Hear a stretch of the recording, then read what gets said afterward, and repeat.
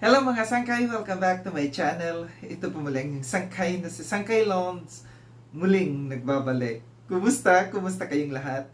Sana nasa maayos na kalagayan ng lahat mo pa dito sa Pilipinas or sa mga nasa ibang bansa. Dobling ingat tayo, no? So, mega love shoutout sa inyong lahat sa Team Sangkay Regional, Team Sangkay Sponsors, Team Kalingap, Kuya Val, at na Kalingap Rob, sa lahat ng aking mga followers, supporters, and subscribers, sa mga lolos, lolas, FWs, and PWDs. Mega love shoutout sa inyong lahat, and of course, I love you all. Ayan. Kumusta kayong lahat mga sangkay? Mega love shoutout also kay Ruel and Rachel sa Rochelle community, sa kanilang mga fans, kanilang mga followers, sa Team Kalingap, Kalingap Partners, Kalingap Watchers, no? And sa aking mga sponsors. Mega love shoutout sa inyong lahat.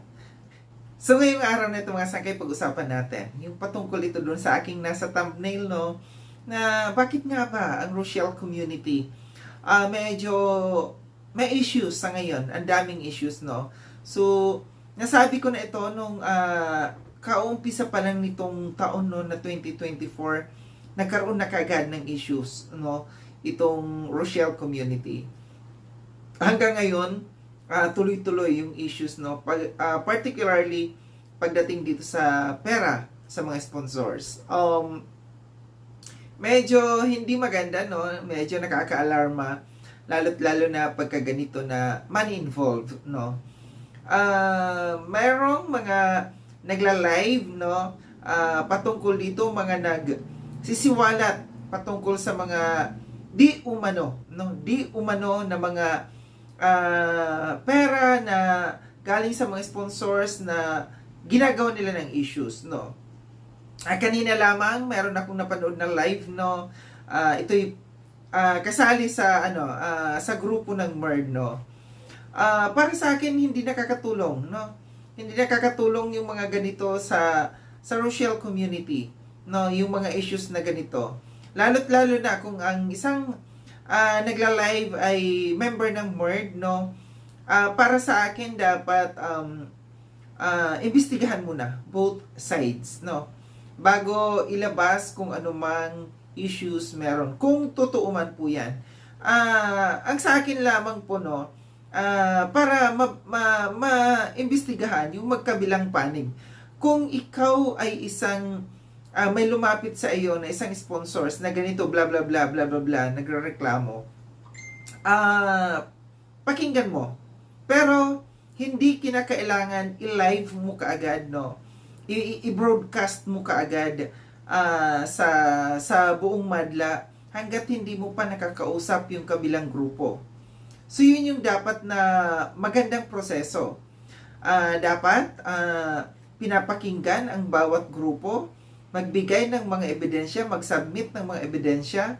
Doon lamang po tayo pwedeng mag-conclude, gumawa ng tawag dito, doon lamang tayo humusga kung sino nga ba talaga, base doon sa pag-iimbestiga sa mga isinasubmit nilang mga ebidensya, no, kung sino nga ba talaga ang nagsasabi ng totoo, yung sponsor or itong mga nambudol na ito, no. Yan yung dapat. So, para sa akin, para hindi lumala. Kasi pagka ganito na isisiwalat natin kaagad, nagsumbong pa lang yung isa, isisiwalat na kaagad, mahuhusgahan na kaagad. Meron nang mahuhusgahan dyan kaagad, no? Kahit wala pang investigasyon na nangyari. So, dapat maging balanse. Ito yung lagi kong sinasabi na maging balanse talaga dapat ang lahat.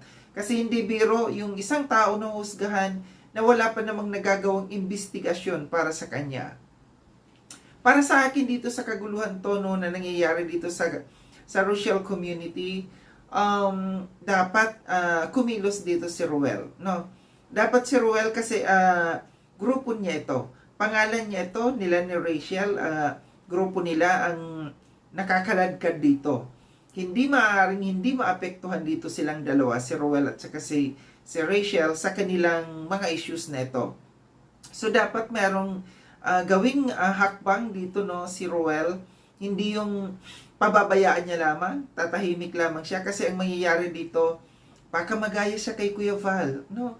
Alam natin ang mga nangyari kay Kuya Val ng mga issues, no, noon patungkol sa mga sponsors, anong nangyari? Nagkadawalaan yung mga sponsors, ang views ni Kuya Val bumaba, dito si Ruel, baka ganun din ang mangyari dito sa kay Ruel. Baka yung kanyang mga sponsors mag-alisan dahil lamang sa napakagulo na maraming issues, sabi ko na nga particularly dito sa pera, no? Dapat gawan ng action to. Baka yung pansindaan natin, no, yung views ni Ruel, bibihira si Ruel na makakuha ng 100 plus, no, K views, no, 100K views.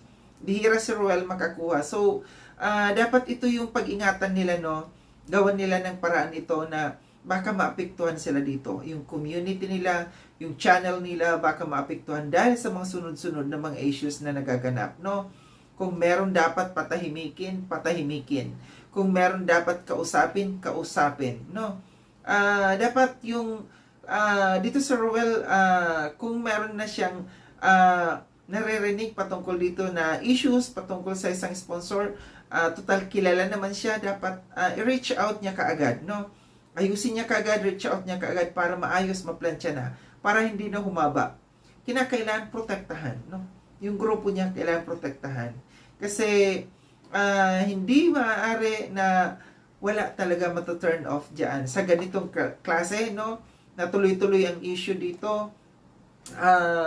Dapat gawan na ng paraan kaagad, no? Hindi dapat ipinagsasawalang bahala ang mga ganitong issues kasi alam natin na pag tumagal, pag humaba, maraming maiinis, maraming mag-aalisan, hindi lamang sponsors kundi pati mga viewers, no? Baka sumama dito. So ito yung aking obserbasyon, no. Hindi ako nanghusga. Ito lamang base sa aking obserbasyon, sa aking napapansin na kung meron man kahit sa grupo ko po, no, alam natin na may mga Rochelle, no, dito sa grupo ko, mga sponsors. Kung meron man diyan madamay na sponsors na nasa grupo ko na nadadamay sa issue, kinakailangan imbestigahan din po muna bago ko gawan ng judgment ng husgahan ko. So dapat masusing investigasyon, dapat makapag-submit ng mga evidence pag atin inimbestigahan, kasi ako hindi ko po didipahan kung grupo, kung ito'y sinasabi ko lamang po, no, kung sakali man meron sa grupo ko na involved dito sa ganito, no, na hindi magandang gawain, hindi ako mag-iisita, no, na tanggalin sa grupo ko. Kung mapapatunayan, ito'y sinasabi ko, kung mapapatunayan, hindi ko pwedeng dipahan yung mga tao ko, no, kung sila'y may nagawang pagkakasala, no. So dapat maging patas tayo, hindi lamang tayo makikinig sa mga sabi-sabi, dapat imbestigahan natin magkabilang grupo kung ano nga ba ang katotohanan. Kung ito nga bang reklamo na ito ay may katotohanan, no, mag-submit ng mga ebidensya, ang kabilang grupo mag-submit din dapat ng ebidensya. Hindi yung kagaya nito na ibo-broadcast mo kaagad, no. Pangit 'yon. Ipo-broadcast mo kaagad na ganito si Juana, si Juano, mayroong ginagawang kalukuhan, nagreklamo sa akin yung sponsor, ganito ang ginawa. Ipo-broadcast mo kaagad na without any further investigation, no? Dapat may investigasyon na magaganap sa both sides. Ito yung sinasabi ko. Dapat hindi yung isa lamang ang tenga natin na pakikinggan, kundi parehas na tenga natin ang makikinig dito. Pakinggan parehas para hindi bias ang mangyayari. So ito yung aking observation, no, na ako nalulungkot na ang ganda sana nitong nung Rochelle community. Pero dapat may stop kaagad itong mga kaguluhan itong mga issues na ito na nandito sa loob ng Rochelle community. Alam ko na maraming mga tao na gustong manggulo lamang diyan, nanggugulo lamang, gustong manggulo.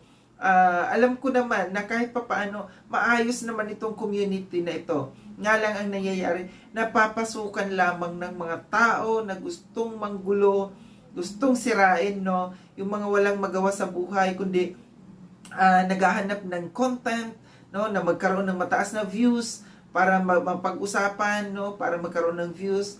Alam ko na ganyan ang strategy ng iba diyan. Hindi ko nila lahat, pero alam ko na yung iba nakikis-ride on diyan sa kasikatan nitong Rochelle na ito. So ginagamit nila itong Rochelle na ito para sila lamang ay mapansin, para magkaroon ng views. Pangit po yun, no? So ito yung sinasabi ko na dapat maimbestigahan ng maayos ni Roel. Dapat kumilos mismo si Roel dito. Protektahan niya yung kanyang community na para hindi masira. Para hindi rin siya ang masira. So ito lang yung aking reaction patungkol dito sa mga obserbasyon ko sa nangyayari dito na kaliwat kanan may mga nagla-live patungkol dito sa mga issues na ito na sana no, hindi totoo yung mga ito na mga issues na lumalabas. Muli, maraming salamat mga sangkay sa panonood. Sa mga hindi pa nakapag-subscribe kay Sangkay Lon, subscribe nyo na po ako. Click yung notification bell para updated kayo sa lahat ng mga videos na aking gagawin. Like and share tong video na ito mga sangkay. Kita-kits tayo ulit sa susunod na video na aking gagawin. Ingat kayo sa ang dako ng mundo magkinaroroon. Paalam na mga sangkay. Paalam.